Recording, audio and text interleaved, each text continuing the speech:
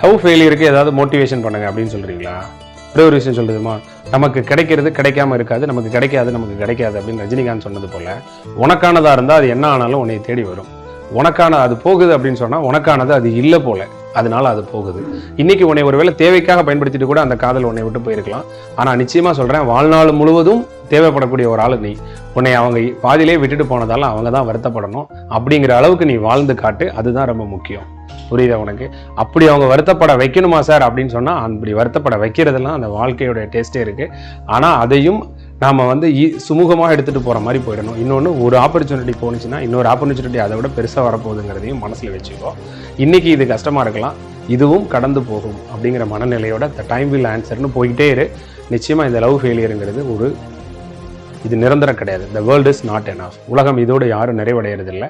நம்மளை விட அதிகமாக உயிராக காதலித்தவர்கள் எல்லாம் பல்வேறு விதமாக மாறி இருக்கிறாங்க, பல்வேறு விதமாக வாழ்க்கை அமைச்சிருக்காங்க. அதுதான் நெசம். இன்னைக்கு திடீர்னு சடனாக எடுக்கக்கூடிய ஒரு முடிவு நைட்டு என்னவா இருக்கும்னா, நைட்டு முழுக்க பயங்கர கொடுமையாக இருக்கும், காலையில் பார்த்துக்கலாம் அப்படின்னு இருக்கும். அதனால கவலைப்படாதீங்க. சரியா? நம்பிக்கையோட மூவ் பண்ணுங்க, பார்த்துக்கலாம்.